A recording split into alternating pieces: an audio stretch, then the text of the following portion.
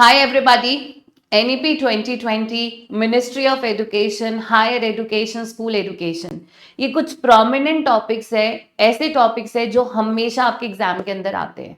और आज इस वीडियो में मैं आपको वो क्वेश्चंस बताने वाली हूँ, वो चीजें बताने वाली हूँ, वो आईसीटी इनिशिएटिव्स बताने वाली हूँ जो आप लास्ट 5 से 7 साल के पेपर्स उठा लीजिए, ऐसा एक भी पेपर नहीं मिलेगा पेपर 1 और पेपर 2 दोनों के लिए जिसमें वहां से क्वेश्चन ना आए। सो प्लीज मेक श्योर आप इस वीडियो को ध्यान से सुने और देखें और हर एक चीज को नोट डाउन कर लें। तो this is the website of ministry of higher education, जो कि मिनिस्ट्री ऑफ एजुकेशन के अंडर आता है।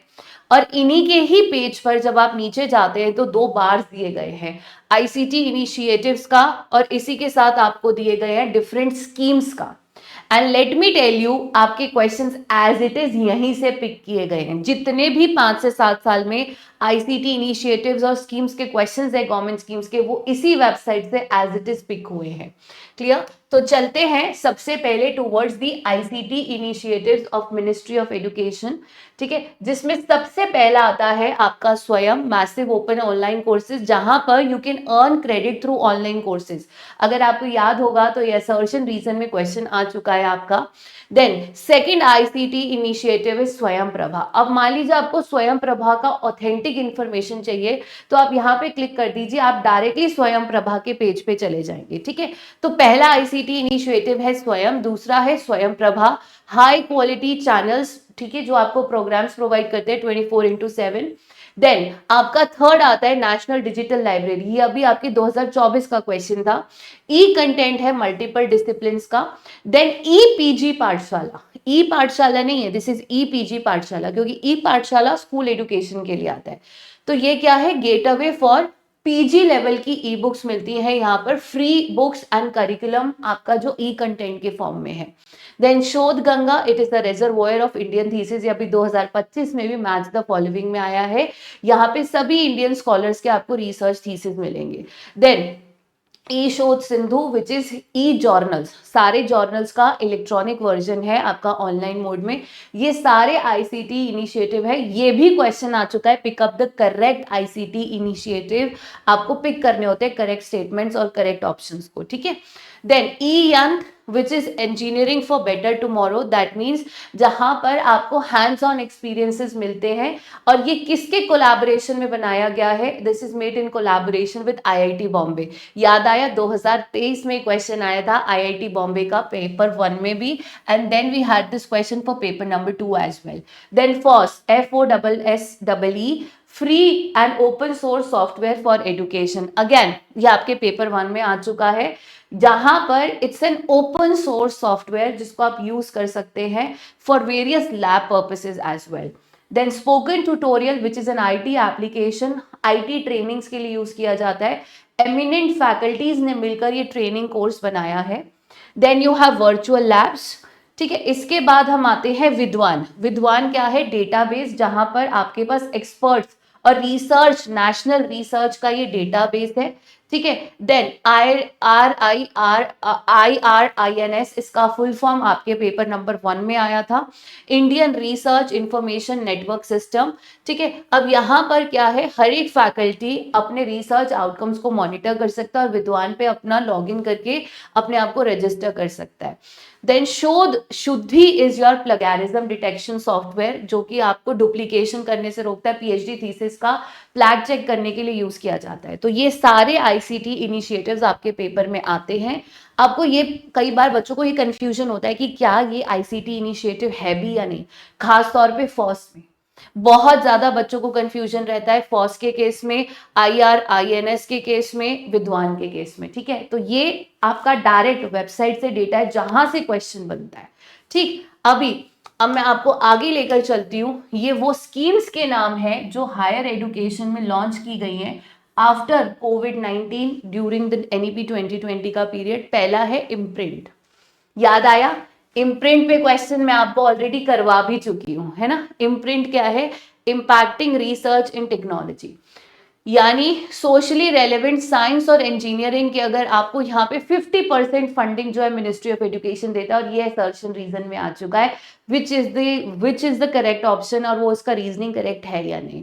ठीक है, देन यू हैव UAY उच्चतर आविष्कार योजना।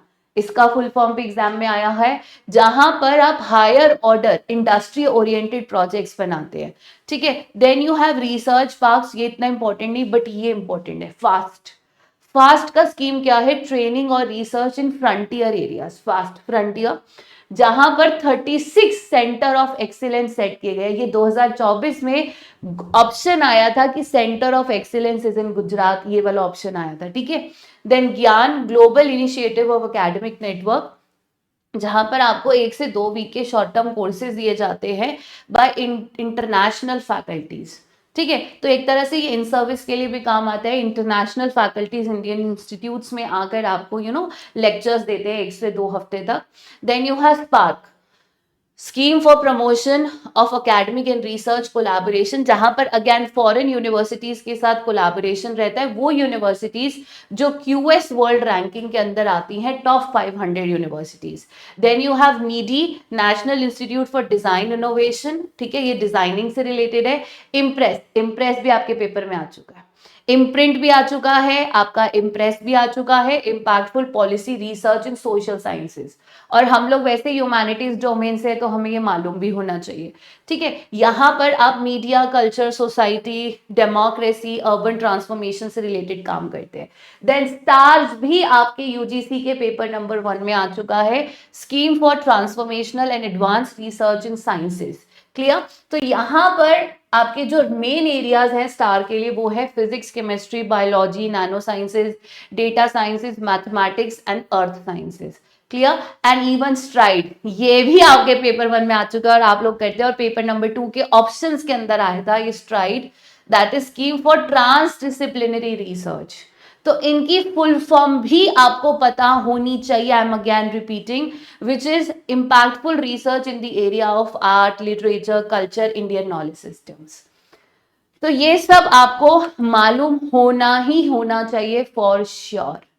और इसका मैंने आपको डायरेक्ट लिंक दे दिया है। आप मिनिस्ट्री ऑफ एजुकेशन की जब ये वेबसाइट पर जाते हैं, वहां पर हायर एजुकेशन का जो बार है उस पर आएंगे, यहाँ नीचे आपको आईसीटी इनिशिएटिव, स्वयं प्रभा, एनआरएफ की रैंकिंग्स, इंडियन नॉलेज सिस्टम, ऐश का survey report, everything is available at your door steps.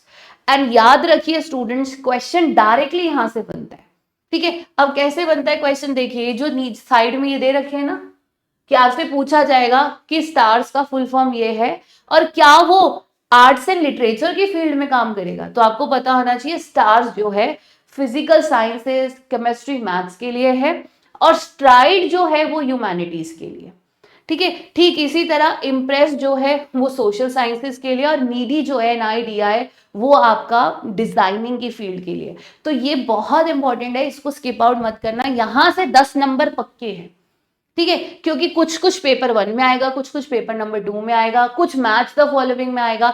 इसमें से क्वेश्चन आना ही आना है, और खास तौर पे ये आईसीटी इनिशिएटिव्स, ठीक है, ई यंत्र, फॉस। अब आपसे क्वेश्चन आ जाएगा कि स्ट्राइड स्कीम है या ई इनिशिएटिव है।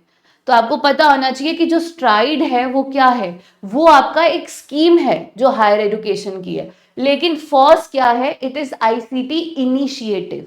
तो स्कीम और इनिशिएटिव में भैया फर्क है, क्लियर। तो ये चीज बहुत इंपॉर्टेंट है कि कौन सा इनिशिएटिव है सरकार का, पहल है, और कौन सी सरकार की स्कीम निकाली गई है। स्कीम में सरकार फंडिंग करता है 50% का, ठीक है। यहां पर इनके पोर्टल्स के लिंक है और इनका मीनिंग भी दिया गया है कि स्पोकन ट्यूटोरियल क्या है, इट्स एन आईसीटी इनिशिएटिव जो आपको फैकल्टी को ट्रेनिंग देगा, ठीक है, जिससे कि फैकल्टी की खुद की सेल्फ डेवलपमेंट होगी और तभी तो वो बच्चे को पढ़ा पाएगा, क्लियर। चलिए इसी के साथ गुड न्यूज दे देती हूँ आप लोगों को। संडे को आप लोगों के लिए रैपिड मैराथन सेशन है, जहां पर 2 से 3 घंटे का ये मैराथन सेशन रहेगा। पूरे एजुकेशन के सिलेबस को पढ़ा जाएगा, हर इंपॉर्टेंट चीज को कवर किया जाएगा। साथ ही हम लॉन्च कर रहे हैं अपना पेड बैच फॉर जून 2026। अगर आप अर्ली बर्ड ऑफर अवेल करना चाहते हैं तो कर लीजिए, बिकॉज अगर आपने जून 2026 की तैयारी डे 1 से शुरू कर दी तो आई एम डेड श्योर आप जून 2026 में JRF लेकर रहेंगे। क्योंकि अगर आप आज से शुरू करेंगे आपको दिन में एक ही टॉपिक पढ़ना है, लेकिन जब हम लास्ट में पढ़ते हैं तो बहुत कुछ साथ पढ़ना पड़ता है, ठीक है। बाकी चैनल को सब्सक्राइब करना मत भूलिएगा, वरना आपको इंपॉर्टेंट अपडेट्स ऐसे और नहीं मिलेंगे। तो जरूर सब्सक्राइब कर दीजिएगा चैनल को। And take care, god bless you all and keep smiling.